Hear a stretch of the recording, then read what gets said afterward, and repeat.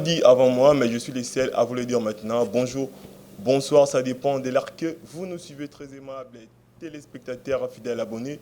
Bienvenue dans votre émission Influence Magazine, la première émission socio-culturelle qui vous influence positivement. Voilà, c'est toujours un honneur et un réel plaisir pour nous d'avoir la possibilité de passer des très bons moments avec vous, aimables téléspectateurs. Je suis toujours honoré d'être là à la présentation de cette émission. Voilà, vous êtes un jeune entrepreneur, vous êtes une personne et vous pensez que vous êtes capable d'intervenir dans cette émission. Vous avez une ça, une bonne émission. N'hésitez surtout pas de nous contacter sur les numéros qui s'affichent en bas de vos petits écrans. Nous allons en parler. Vous voulez aussi gagner la visibilité de vos produits, vos marques de vêtements et tout ce qui va avec. N'hésitez pas aussi de nous contacter, même via nos réseaux sociaux. On sera là et on va vous répondre. Voilà, aujourd'hui, c'est une émission très spéciale. C'est une émission très spéciale parce que je vais recevoir pour vous une personne qui est aussi spéciale, Madame Irsel Ndinga. Vous allez, mais avant tout, prenons notre rubrique Pensée du jour et on se retrouve à tout à l'heure.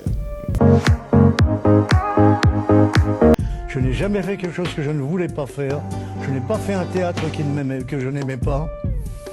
Je n'ai pas travaillé pour l'argent, mais j'ai aimé gagner de l'argent. La différence, elle est là. C'est donc je ne vais pas travailler pour de l'argent, mais je ne travaillerai pas pour rien. Bienvenue sur cette émission, Madame Irsel Ndinga. Bonjour et merci de m'avoir invité. En forme? Bien sûr, toujours en forme. Voilà, les fidèles téléspectateurs qui te découvrent peut-être pour la première fois aimeront bien avoir une idée sur vous. Qui est Madame Irsel Ndinga? Alors, Irsel Ndinga, c'est une modèle de la République démocratique du Congo, mère d'une magnifique fille, Anaya. Voilà, merci. Vous n'êtes pas tombé du ciel, vous avez certainement un parcours. Qu'est-ce qui vous a ramené dans ces métiers de mannequin? Vous êtes là par accident ou par une passion? Je dirais au début, c'était par accident parce que j'avais même pas pensé un jour de devenir mannequin. Mais grâce à un frère à moi qui est un cousin, il est déjà décédé, paix à son âme. Il travaillait à l'époque chez Vlisco. C'est lui qui m'a poussé vraiment d'aller faire le mannequinat. Il m'a dit, tu as les atouts, pourquoi pas essayer? Viens, tu vas défiler chez nous, chez Vlisco. Et là, c'était en quelle année précisément? C'est en 2010. Ok, voilà, il y a une de tes follow qui a bien voulu te faire une vidéo pour te poser une question. Pour ça qui dit, je crois bien qu'on va prendre la vidéo et on se retrouve après. Bonjour, c'est Ndinga, c'est Laura. En tout cas, je te follow sur Instagram et sur TikTok. Et ma question est celle-ci. Qu'est-ce qui t'a poussé à faire le mannequinat? Et en tout cas, que tu me donnes ton petit secret pour regarder ta belle silhouette là. Parce qu'il y a des fois on grossit, des fois on maigrit. Alors j'aimerais vraiment avoir ton secret. Merci et bonne journée à toi. Alors, la première question, je pense que j'ai déjà répondu à ça, mais je vais quand même souligner que j'ai eu les goûts à faire le mannequinat dedans. En fait, de moi-même, je n'ai pensé pas un jour devenir mannequin et j'ai eu du goût quand j'ai vu les autres mannequins avec qui on a travaillé ensemble, comment est-ce que ça marchait et tout. Et ça m'a donné envie de faire le mannequinat et voilà le résultat. Et la deuxième question par rapport à la taille, une réaction ou une réponse? Alors, je suis une accro au sport en fait. Okay. Je fais les sports presque tous les jours et je fais attention à tout ce que je mange. Voilà. Voilà Nora, j'espère que tu as été satisfait de la réponse, c'est sport et puis tu vas garder ta taille. Merci à toi Nora Madi pour la vidéo. Voilà Irsel Ndinga, je reviens vers vous. Tes parents disaient quoi quand tu t'es lancé au mannequinat? Alors, quand je me suis lancée au mannequinat, au début, mon père n'y voulait pas. Okay. Parce que c'était quand même en 2010, je dirais, j'étais en 6e année des humanités. Voilà. Et mon père me disait, décroche d'abord ton diplôme et après tu pourrais faire le mannequinat. Et quand j'ai fini le mannequinat, j'ai dit à mon père, ça y est. Et quand j'ai décroché mon diplôme, voilà. J'ai dit à mon père, ça y est, je peux faire les mannequinats. Et la porte était ouverte pour moi. Voilà, j'ai commencé et pendant le tes débuts, quels sont les tops qui t'ont influencé dans ces métiers? Les tops au Congo ou mondialement? Tu veux nous citer 2 au Congo et 3 mondialement? 3 au Congo et 2 mondialement. Alors, au Congo, il y a eu Madame Rachel Rachou Olombe. Il y a Ita Nyanzao qui a commencé aussi les mannequinats avant moi. Et il y a eu aussi Nathalie Kuchika. Voilà. Alors, mondialement, j'étais fan de Naomi Campbell. D'ailleurs, on me dit que je ressemble un peu à Naomi Campbell. Et c'est Gisèle Benson. Voilà. Voilà, merci. Pendant la préparation de cette émission, je visais que vos différentes réalisations. En tout cas, félicitations. Merci. Avec l'avènement du réseau social, on a l'impression que tout le monde est devenu mannequin photo. On aimerait savoir, il y a une différence entre un mannequin professionnel et un mannequin tout court. En tout cas, pour moi, je pense qu'une fois que tu arrives à exercer ton métier en dehors de ton pays, Voilà. Ça résume tout court le professionnalisme, en fait. Voilà. Je pense que c'est ça. Juste une courte réponse comme ça. Oui, par exemple, je donne mon exemple à moi. Si on m'appelle aujourd'hui mannequin professionnel, je pense que c'est parce que j'ai eu à défiler en dehors du Congo. Voilà. C'est pour ça que je suis appelée mannequin professionnel, je pense. En tout Et cas. aujourd'hui, moi, j'aimerais savoir quelle relation as-tu avec d'autres mannequins comme elle, qui évoluent ici en RDC, tout comme Mao Pibasara Libanda. Bien, on parle bien. On a toujours gardé des bonnes relations avec mes amis de l'époque, les Tania, les Rachel, tout, on parle très bien. Alors actuellement, une génération Sika. Tu veux dire les mannequins ou les influenceurs? Parce que c'est différent. C'est un problème qui dérange actuellement en Kinshasa. Tout le monde est devenu influenceur, même les voyous. Moi, je pense que tout le monde peut influencer. Hein. Ouais, voilà, tout le monde peut influencer. Positivement ou négativement. Voilà. Et tu quelqu'un influence, papa. Okay. Et ça positif et ça négatif. Tu peux alors nous citer les noms des 5 influenceuses que tu trouves qu'ils sont en train d'influencer positivement. Oui, il y a Didi Stone, voilà. Il y a Vanessa Sondela, il y a Raïssa Mouila. Pourquoi pas? Ok, voilà, merci. Un grand merci à Chibin Extra Picture pour les soutiens. Il est parmi les meilleurs de sa génération. Voilà, dites-nous un peu, cette métier de mannequinat ici en RDC, quelles sont les réalités ou soit les coups durs ou les coups pendant ta carrière? Alors, les coups durs, ça ne manque jamais. Je pense que la métier n'y en est pas. Moi, je pense que j'ai été escroquée plusieurs fois parce que j'ai aimé tellement ce métier. Escroquée comment? Financièrement, oui. Par beaucoup de gens. On te dit, paie ça boyer parce qu'il y a l'événement qui arrive. Il y a par exemple Papa Wemba qui va jouer, on a besoin de mannequins et tout. Okay. Si tu donnes autant, tu serais parmi les mannequins, tu vois. Et là, on a eu à les faire. J'ai le fait, oui. Il y a des autres même, tu payes ça même là, passeport et lis-moi. Okay. Juste pour aller exercer, je sais pas moi, en dehors de Kinshasa, Lubumbashi et tout, mais on nous a escroqués. Mais je pense que ça m'a permis aujourd'hui de devenir ce que je suis devenue en tout cas. C'était aussi une manière de vous former en quelque sorte. Exactement. Voilà. Rien à faire en fait, à part surveiller les vies des autres. Je pense que c'est ça. Mais pendant aussi la préparation de cette émission, j'ai eu des questions, mais c'est là qui est vidéo. Il y a des gens qui aimeront savoir. On dit que ce métier est un bon métier en Kinshasa. Mais vous, on vous voit avec un salon presque qui est parmi les meilleurs salons de la capitale. Bon, pour financement, ma prochaine abonnement, c'est où tu as un mannequinat ou soit vous avez d'autres business? Alors, tu sais qu'avec le mannequinat, tu as plusieurs branches. C'est pas seulement un défilé. Tu peux être contacté pour participer dans un film. Tu peux être contacté pour être dans les panneaux. Okay. Tu peux être contacté pour défiler, la passerelle et tout. Tu peux être contacté en fait pour représenter une marque quelconque. Alors, moi je dirais qu'il y a plusieurs branches et plusieurs branches on a des salles que les bas économiser puis bas percer le lendemain. Comme vous avez économisé. Oui, j'ai économisé et aujourd'hui voilà Institut Bugatti et grâce à beaucoup de gens aussi qui sont derrière, il n'y a pas que moi. D'accord. Voilà, merci beaucoup à Koussa Kipandé. Je crois bien qu'on va vous proposer les savoir-faire de Irsine Nzinga et peut-être on revient tout juste après pour parler de l'Institut Bugatti. Merci.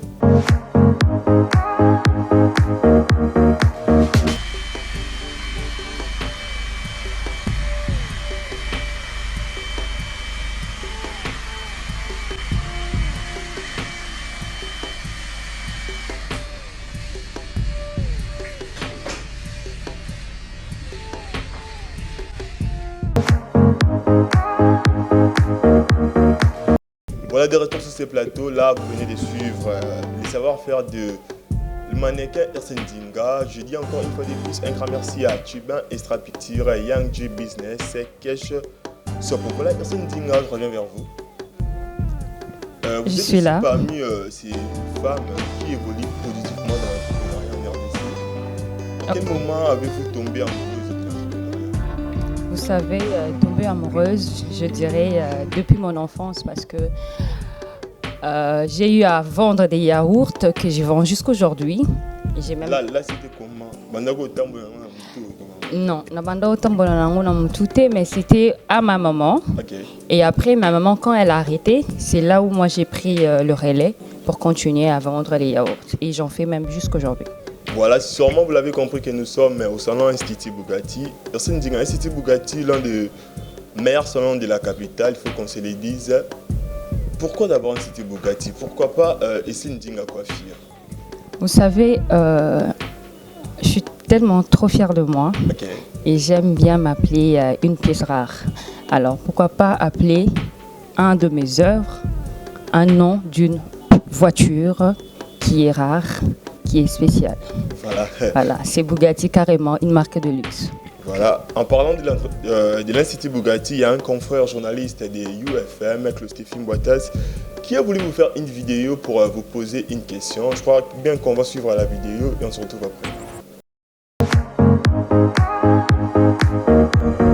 Alors, bonjour Influence Mag,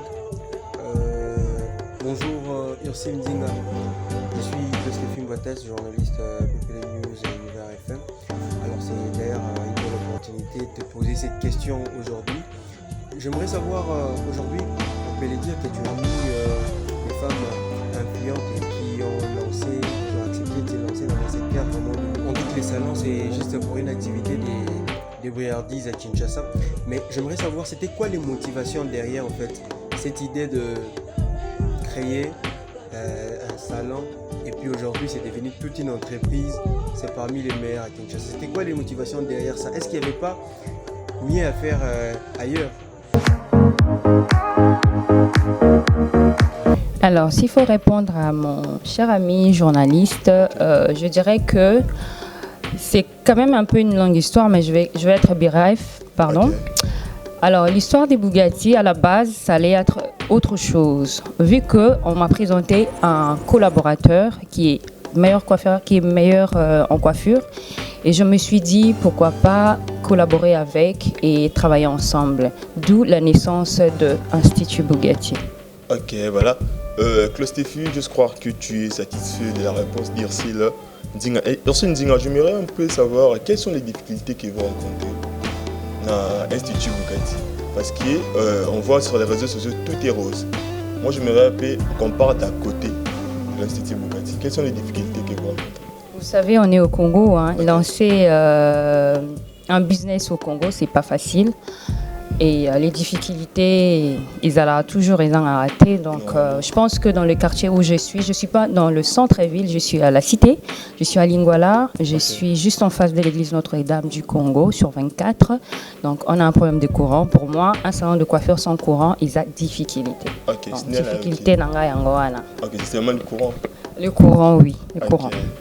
Voilà, Irsine Dinga, j'aimerais un peu que tous à moi, si on parle encore du mannequinat. Pas de souci, je suis là. Comment est-ce que vous trouvez l'évolution actuellement à métier par rapport à l'époque Nabino, l'évolution, tu trouves que c'est positif ou c'est négatif? Je dirais que c'est négatif parce que à l'époque, parce qu'il ne faut pas oublier que moi j'ai commencé le mannequinat en 2011. Voilà. Donc à l'époque, on était quand même bien rémunérés et à l'époque, on était quand même considérés aussi. Et au jour d'aujourd'hui, je pense que le mannequinat, ils ont sous-rémunéré Ndenge Zalaï Libosoté et les filles sont vraiment pas bien traitées aujourd'hui. Donc j'aimerais que les gens, les agences, tout ça là, mais un peu remonter un peu de ces côtés-là. Sinon vous aujourd'hui vous avez une agence de mannequinat. Si moi j'ai une agence de mannequinat, non, il y a Madame Rachel Olombe qui a une agence de mannequinat. Vous ne pensez pas entreprendre dans ce domaine? C'était l'un de mes projets, mais je ne pense pas que... Et Kouyanama, exactement. Parce que au fait, vous savez, pour encadrer beaucoup de filles, ça demande beaucoup de choses. Voilà. Et je pense que je ne suis pas encore capable de le faire. De réunir ma condition, Anna, je ne pense pas. On pense que les finances sont déjà là. Tu penses. Je pense. Voilà. Tu penses, voilà. Tu as bien dit, tu penses. Okay. Que les finances. Mais c'est pas. Ils ont question à finance. Hein. Je pense pas qu'ils ont question à finance. Okay. C'est les temps. Il faut d'abord que je trouve les temps pour ça. Okay. Et je ne pense pas que je suis prête. J'ai pas les temps. Okay. Je te rappelle que je suis une mère. On salue les bébés Anna et Apassa. Voilà, Ursin Dinga. Nous allons passer aux questions décalées. Tu as aussi un œil sur la musique en RDC? Bien sûr. Tu le sais que la rumba congolaise a été immortalisée par l'UNESCO. Il est entré dans les patrimoines immatériels de l'UNESCO. Comment est-ce que vous avez appris cette nouvelle? Est-ce que tu écoutes aussi la rumba? Bien sûr, pourquoi pas. Je suis une fan des Koffi Olomide à fond. Ok. Tu peux nous citer les noms de 5 artistes que tu écoutes quotidiennement ces derniers temps? Alors, pendant que je fais les sports, j'ai Maître Gims que j'écoute à fond. Il y a Samarino que je salue aussi. Okay. Il y a Inosbi et il y a Fali Ipupa. Voilà. Voilà, Ursin Dinga, nous allons un peu essayer de parler du football. Tu as aussi un œil sur le foot, sur les sports? Bien sûr. Tu peux nous citer les noms des 3 joueurs international? International, tout comme locaux. Ça ne dérange pas que tu aimes et tout, que tu rêves de faire un selfie avec? Alors, rêver de faire un selfie, c'est Sergio Ramos. Hein. Ça, c'est tout de suite. Et mon joueur préféré, Cédric Bakambu Bakagol, que je salue. Okay. Et pourquoi pas Cristiano Ronaldo. Ok, voilà. Alors, c'est bon. Alors, si vous n'étiez pas mannequin, vous seriez? Une actrice. Une actrice? Ouais, une actrice. Et pourquoi pas, enfin, j'ai étudié l'agronomie. Okay. J'ai fait l'agronomie. Je pense que l'agronomie, c'est parmi tes autres passions, hormis le mannequinat. Exactement, l'agriculture. Ok. Tu envisages d'entreprendre dans l'agriculture? C'est parmi mes projets, oui. Quelle année? Bientôt. Moi, j'en parle pas au fait, c'est dans les comiques concrètes, mais très bientôt. Un grand merci à Tola Kimanda et Arnaud Lenoir, à toute la famille Influence Magazine. Ursin Dinga, je reviens vers vous. Une toute dernière question pour se séparer. J'aimerais bien savoir quels 3 comptes Instagram vous pouvez demander aux fidèles téléspectateurs d'Influence Magazine de s'abonner. Abonnez-vous massivement dans compte Institut Bugatti. Okay. Et pourquoi pas votre compte Influence Magazine et Ursule Dinga, mon compte à moi-même en fait. Voilà, nous sommes arrivés presque à la fin de cette émission. Mais Ursule Dinga, nous avons comme coutume dans cette émission de demander à notre invité quel conseil universel tu peux donner aux jeunes gens qui aspirent à s'épanouir dans la vie, dans le domaine à mannequinat ou dans le domaine Nyoso. Avec force et volonté, tout semble facile. Ne jamais baisser les bras. Continuez. Voilà, merci beaucoup, Stendinga. Un mot de la fin, je crois là, on va clôturer. Quelle salutation si tu en as, tu peux les faire. À ma fille Anaya Leila que j'adore. Pourquoi pas mon grand ami Samarino et Trey Makaka. Voilà, merci beaucoup, madame. Voilà, c'est la fin de cette émission. Un grand merci. À vous tous, vous étiez nombreux en train de nous suivre de partout, sauf de nulle part. Je dis un grand merci à Kusaki.d, Yangji Business, Ridi Wise et Joe Makisaki. Là, c'est par là que nous bouclons complètement cette émission. Rendez-vous sur nos comptes sociaux Instagram, Influence Magazine 13, Facebook, Influence Magazine. Je dis et je vous remercie. Au revoir.